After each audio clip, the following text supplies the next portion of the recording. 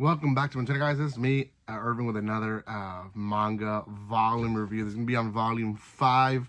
I am a little bit behind on Oshi. I believe volume 7 releases next month, which is why I wanted to catch up on this one. I do have volume 6, so 6. So I am trying to catch up on this arc. I believe this is the one that was released in second season.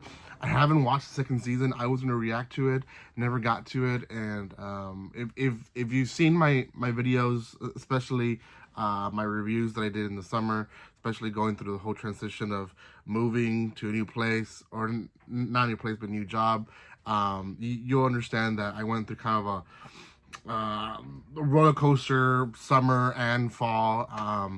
Still, trying to figure out how to get back into the groove, but I wasn't able to watch it. I wasn't able to watch a lot of anime. I did watch some because, who can live without it? But I didn't watch as much as I used to. So this was one, unfortunately, that I put in the back burner. And I decided, you know what? I'm going to read the manga, review the manga, and then enjoy season 2 on my own. Not worrying about reacting videos and all that. So I think it's already fully finished on Oshi, on High Dive. I know the fall season is starting, so should be done. I believe they had just started the dub version of it, which I remember I began it sub, finished it dub, so the first season, so I might do that. So anyways, make sure you comment, like, and share on this video because it helps tremendously. You guys don't know how much it does help. It helps a lot, so please do that. Comment on what you guys like of Oshi, but also, if you haven't done so by now, make sure you do subscribe. Also hit that bell so you guys get notifications on all the videos that I post. I'm trying to go back to posting maybe 1 or 2 videos per day on top of some of my TikTok videos that I've been posting. I'm putting them on the back burner and releasing them at midnight. So hopefully those get traction as well. So we'll see. We'll see what happens. So, okay, Oshi. Great story, by the way. Synopsis of the actual series, if you've never heard of Oshi, it follows the story of 2 twins who were reincarnated fans of their mother. Their mother was an idol. She didn't make it far. She died young. There's a lot of stories that I can compare it to here in the U.S. of young artists that they could have, but didn't happen. You have Tupac, you have Selena, you even have the guy that wrote La Bamba. You have all these different characters, right? So, not characters, human beings that this character could have been written after, and she wasn't. I mean, there's no comparisons to them, but I'm just saying that's basically what it was. She was a uprising star, and she never made it to her full potential because she was killed. So that this is the life of her kids, who again, they're reincarnations of fans, and they're both trying to figure out, well, one, she's trying to live out her mother's dream, and the other one is trying to figure out who killed her and make sure that they pay back. So that is Aqua, and that's the reason that Aqua is in this new production. Essentially, it is going to be a theatrical adaptation of a manga called Tokyo Blade, and Aqua is one of the characters that was picked from the dating reality show arc. He was picked because of his acting, as well as his girlfriend, which again, it's more of a publicity stunt, but nonetheless, his girlfriend Akane, who is the main girl here in the cover. She is a big part of this volume. Don't think she's the biggest part of the volume. In fact, I've always said it, I feel like these volumes are kind of behind because I feel like these 2 girls were kind of the main plot moving characters in this volume. So I don't know. I've said it before. They kind of are behind on characters when it comes to like their covers, but that's fine. That's fine. So Akane, she's dating Aqua. Akane did a great job at the end of the arc. She found basically who she kind of wants to be, and that is Aqua's mother. And she's kind of imitating her acting, but also trying to figure out how to be a better actor herself. So she's not just imitating; she's trying to do her best, right? Which again, at the end of the day, what's acting if not imitating, right? So then we still have Kana Arima, which is the red hair girl. Let's see if I have a reference here that can come out, but she's also coming out. Here's a good reference of her with one of the directors.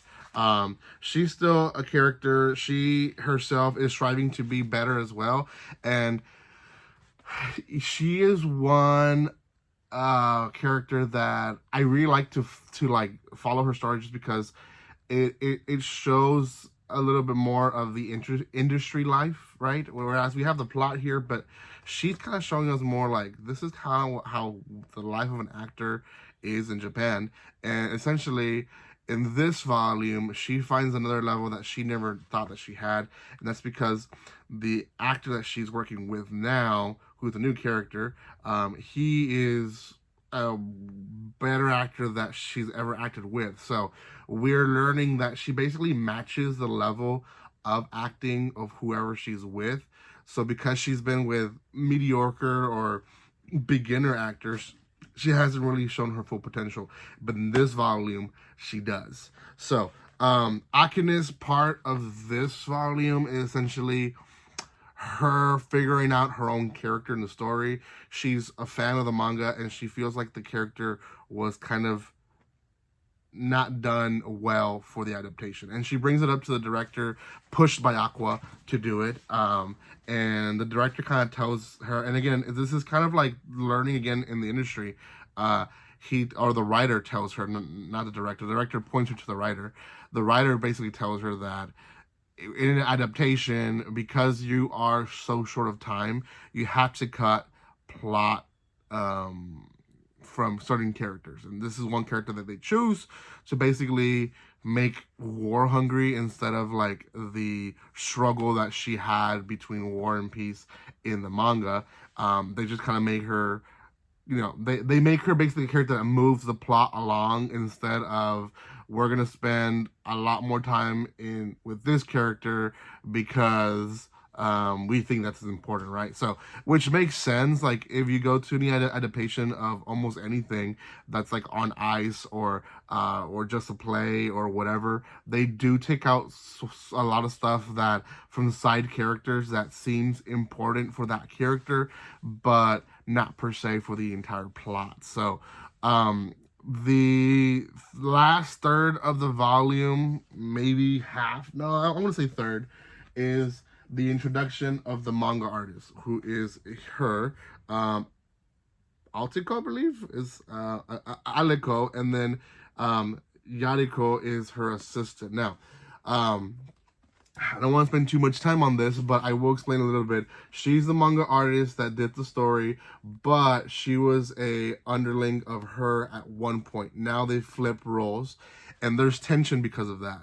There's also tension because she basically goes and sees the play, says it's horrible. They basically fire the writer, and she takes the whole part of writing the now adaptation of her manga because she thinks that everyone will be mediocre. It's explained how it got messed up. Essentially, it was the whole like he said this, but I'm going to change a little bit because it sounds too harsh. And eventually, it went from one person, which was her, to the writer. And in between them, there's like 5 or 6 people. And those 5 or 6 people warped the message little by little, and it ended up being a whole different message to the writer, which is why she ended up unhappy with the result. There is a character development with these 2 characters, and essentially, it's very touching because at the end of the day, they are friends. Like she's stayed with her because they're friends, but there is tension because she's kind of become like, I'm a good manga artist, and you have to respect me and all that. And she's kind of like, you need to calm down. You ain't all that. And you're letting the 6 go to your head, and you're hurting people in the process. So, it's a really, really, it's a really good volume. I want to say, if it comes to the actual like industry life that they're living, it's a really good volume. Unfortunately, when it comes to like Aqua's success story of finding who the killer is, and his sister Ruby trying to become more of a bigger star, none of that plot actually moves in this volume. But I mean, it does a little bit, but not much, to be honest. Like Ruby, in one part, she's just struggling to find jobs. That's really what it is. So yeah, that in a nutshell is volume 5 of Oshinoko. Go check it out. It is brought to you by Yen Press, so go check it out, yenpress.com. Give them some love. Thank you guys so much for watching this. If you haven't done so by now, make sure you subscribe to my channel, and I will see you guys next time. Like always, don't be strangers. See you guys.